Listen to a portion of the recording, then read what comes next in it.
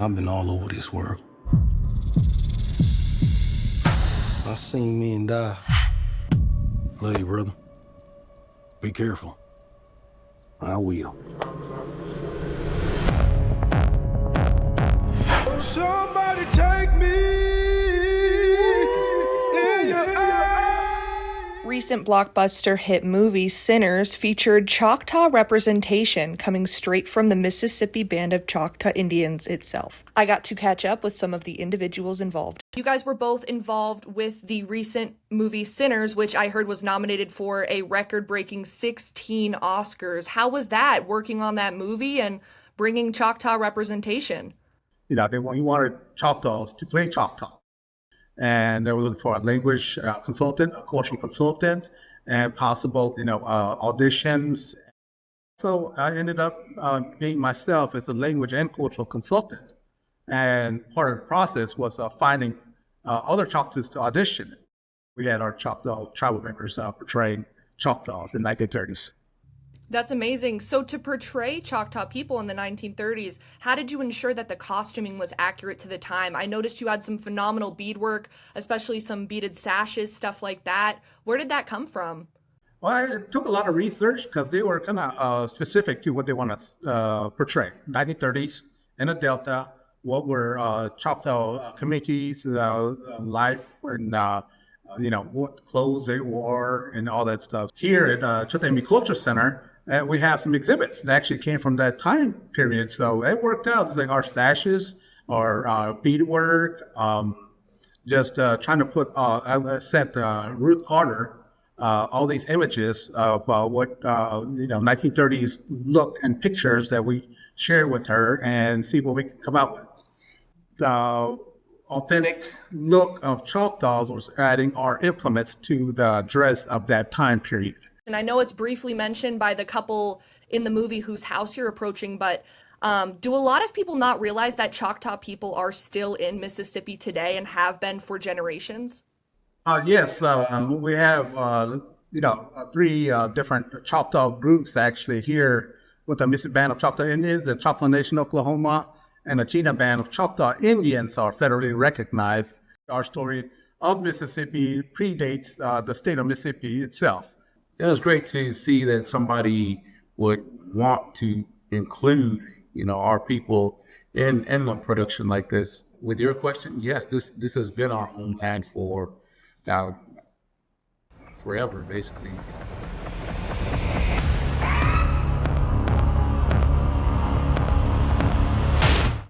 Members of the Choctaw Vampire Hunting Posse also got to give their input when it came to how they thought the scene should be acted. That was a great part of working with these guys. Like, what would you guys do? What would, in your time in the 1930s, what would your people do at this time? Ryan listened and he changed it up. It's like, adding the warrior yell to, chasing the vampire.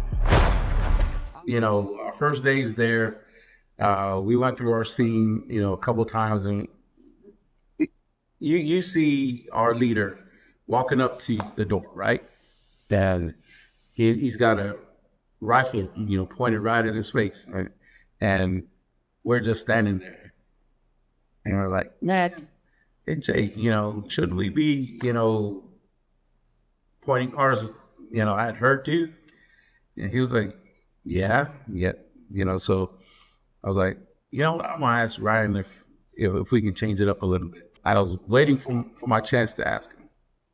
And then he was about to turn and walk away. I was like, hey, Ryan, got a question. He's like, yeah, sure. And so I give him my pitch and he's like, all right, go with that. I said to Jay, I was like, hey, let's do our war cry.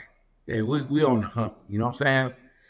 We're on the hunt. So I asked Ryan again, I was like, hey, this is what we do. This is what we do on a hunt. This is what Choctaws do. So, hey, is it cool if we do it? I was like, yeah, man, just go for it.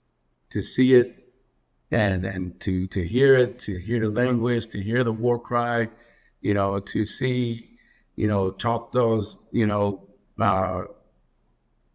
standing up, or I guess you could say having your leaders back, something like that.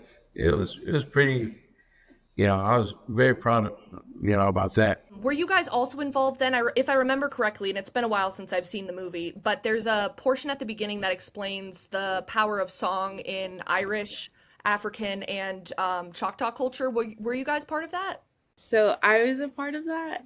That was a process like post-production. So something they wanted to add in with respect to our culture, talking about introducing the fire bearers. And so they had asked if we could, give a chant that like was representative of the film a bit, to like just have a little part in the beginning. And so with that, we kind of chose a war chant from one of our songs. And so this is like a little bit, but whenever they talk about the fire keepers, then that's where you can hear it and in the background. So I think we're all fire keepers essentially. We all like upkeep our culture, keep the fire going, and that's like passing on culture. Well, thank you guys so much for joining me on the ICT Newscast. Yeah, no problem. Thank you for having us.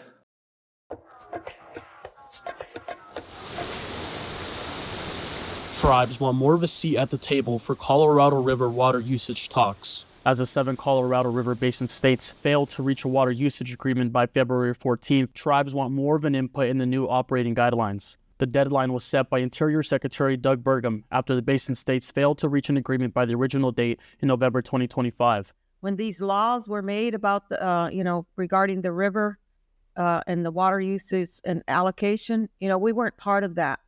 So we continue to tell them, correct that with these guidelines that are coming out for the future. Governors of 6 of the 7 basin states met in Washington, D.C. recently in an attempt to reach an agreement in Colorado River negotiations. If the states can't reach an agreement before the current operating guidelines expire in October, the federal government will implement one of its alternative usage plans. The current interim operating guidelines for lower basin shortages specify how and when deliveries are made to California, Arizona, and Nevada, and are triggered by reservoir levels in Lake Mead.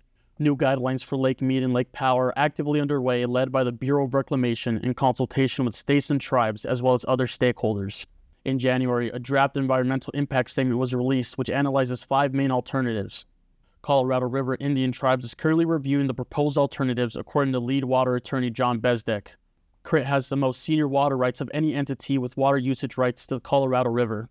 I think CRIT, first and foremost, wants to see its water rights protected and the ability for CRIT to fully put its water to use protected. We would also like to see barriers for our water use taken down, and the opportunity for CRIT, as well as other tribes, to be fully engaged in finding solutions here in the Colorado River Basin.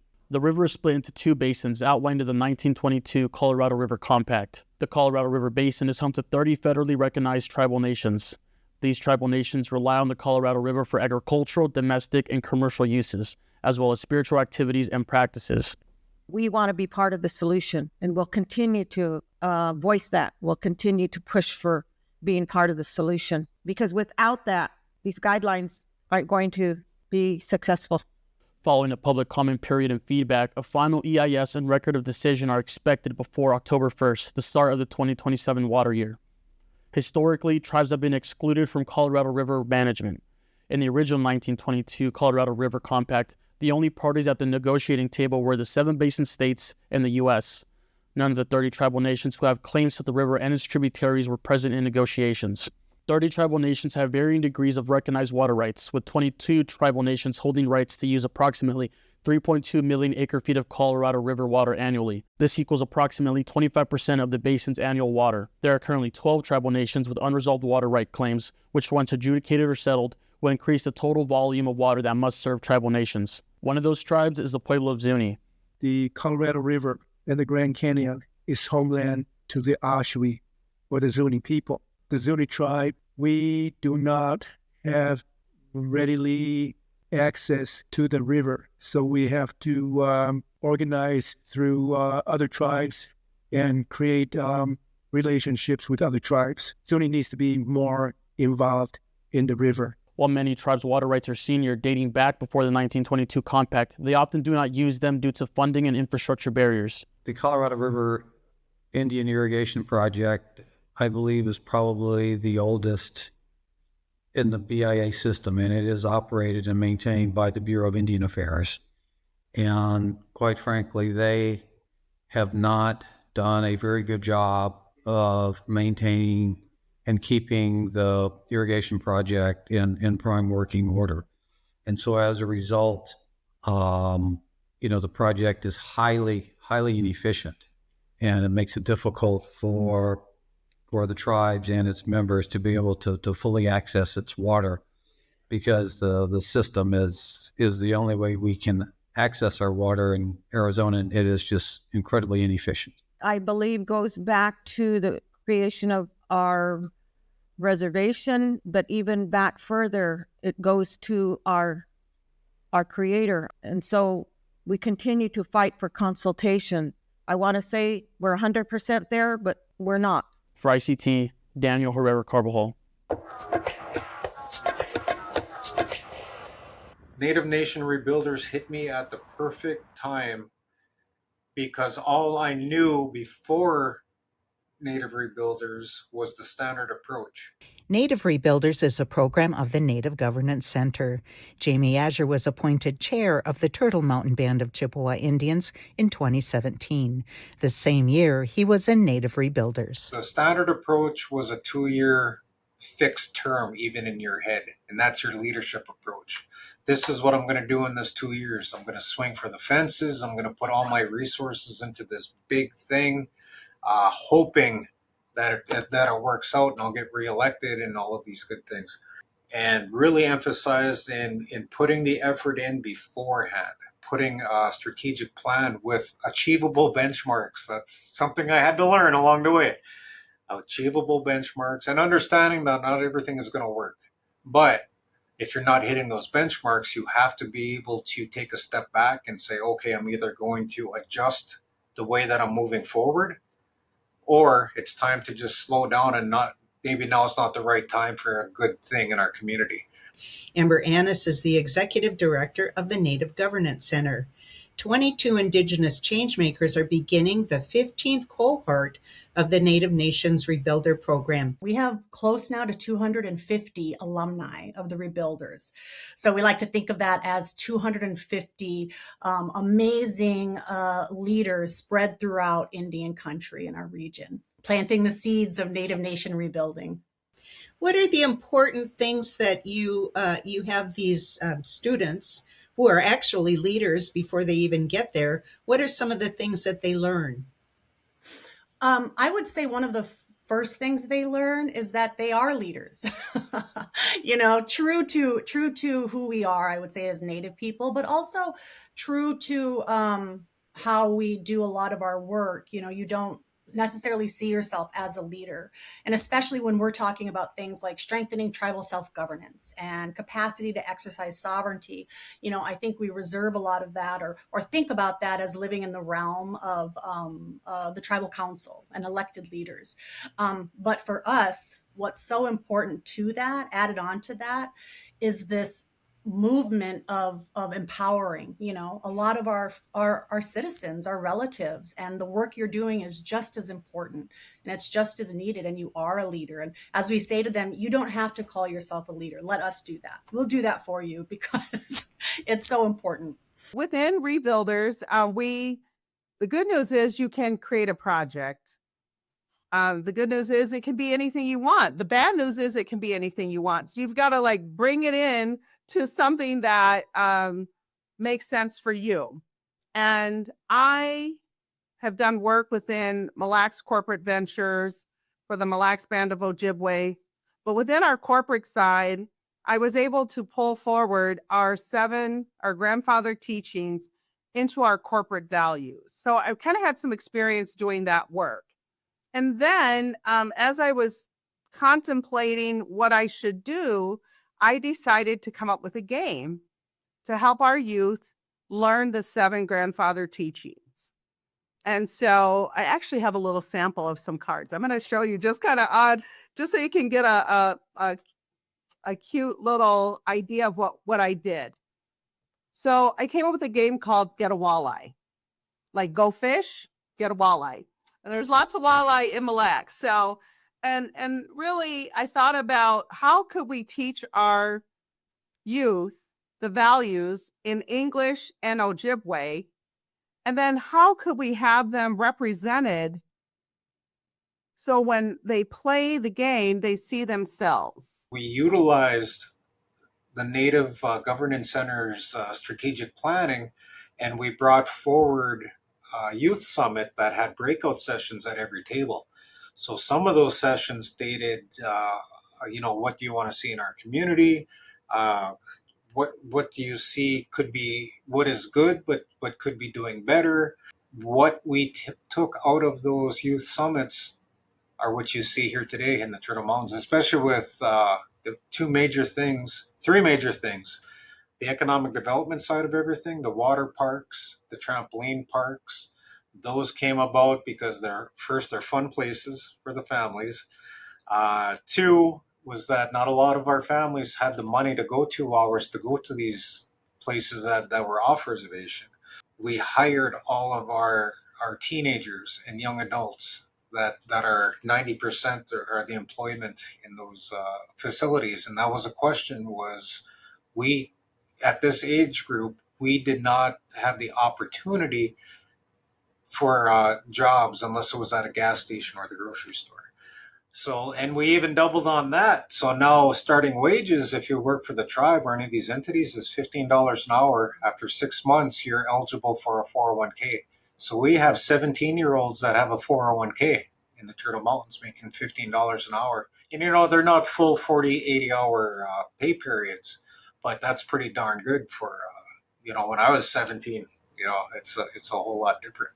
It's also kind of a space for healing, because as you know, a lot of the times, some of this work, that we do, and sometimes they do experience, there's backlash in fighting. But one of the beautiful things about the program and the cohort is that, and the cohort model is really essential because you're bringing together, this whole range of people. And I think it really sets the stage when they can say, oh, I thought I was alone. I thought that was just my tribe, or, oh, I thought that was just me. And you get this experience and hearing stories. And that, the thing that even though it's infighting and struggles, at the end of it is really because people want their nation to be better. They want their communities to be better. And it comes out in different ways for folks. For ICT, I'm Shirley Snavy. A research study by the Brookings Institute in early February identified that tribal nations are at risk of losing $1.5 billion in federal climate change funding as a result of Trump's One Big Beautiful Bill Act. I caught up with two of the researchers involved, Robert Maxim and Glencora Haskins, to discuss their findings. So obviously the Big Beautiful Bill has had pretty substantial impacts on the U.S. economy and U.S. society as a whole. The Medicaid and SNAP provisions, as well as the tax cuts, have gotten a lot of attention, as well as the impacts of the repeal of climate change funding that were passed under the Biden administration through the Inflation Reduction Act. But less studied has been how these changes are impacting specific communities, and in particular, Indian country. Funds were previously allocated to tribes by the Inflation Reduction Act of 2022. For tribes that had been expecting this funding, what does that mean? Does that mean that they'll need to foot the bill when it comes to their projects that they had proposed, or what does this look like for them? So some tribes may not have received any funding for specific projects. And so you'll probably have a significant amount of planned projects or aspirational projects that will never happen now. In other cases, yes, there are tribes that had broken ground on projects. And so you may have projects that, even though they've already broken ground and are in process, will have to halt.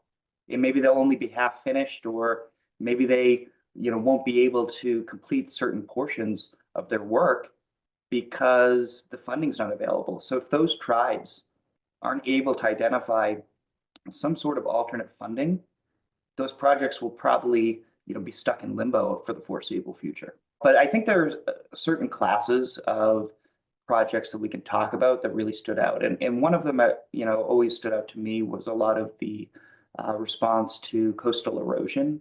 We're talking about things like, climate resilience and the ability to navigate these increasingly intense storms, the impacts of things like erosion eating into tribal homelands, and then in some cases, even the need for tribes to relocate and acquire new land.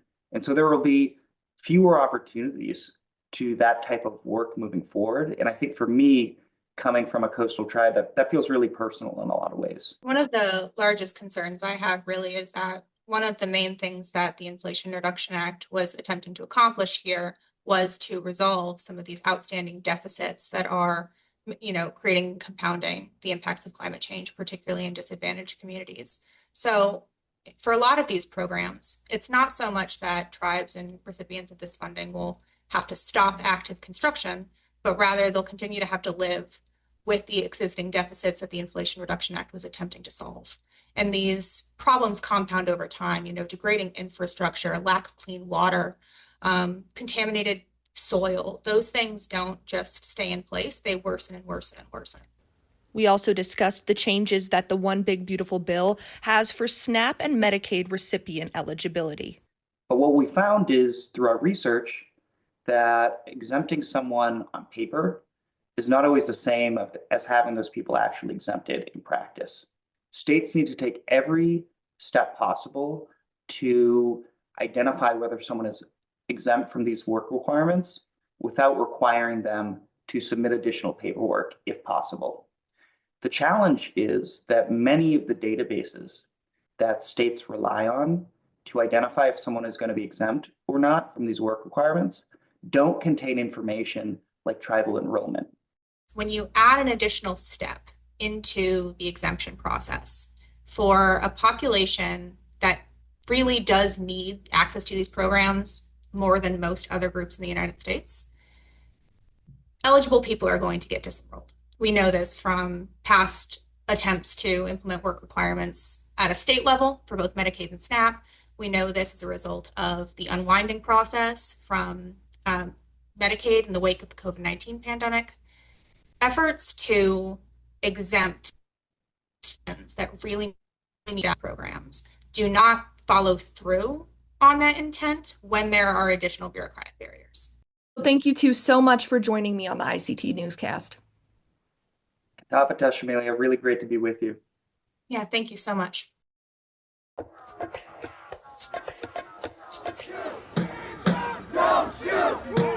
In Minneapolis, the Trump administration has announced it is ending the immigration crackdown that sparked heated community resistance, even as Congress and the White House wrestle with funding for the Department of Homeland Security. We need to try and get this last bill across the finish line, and I think there have been some really productive conversations around that between Republicans and Democrats. One constant has been the high profile that Native leaders have occupied in this moment. Here is Lieutenant Governor and citizen of the White Earth Nation, Peggy Flanagan. I mean, we are on the front lines in Minnesota. I think Donald Trump underestimated the people of Minnesota and how we have responded to looking out for our neighbors.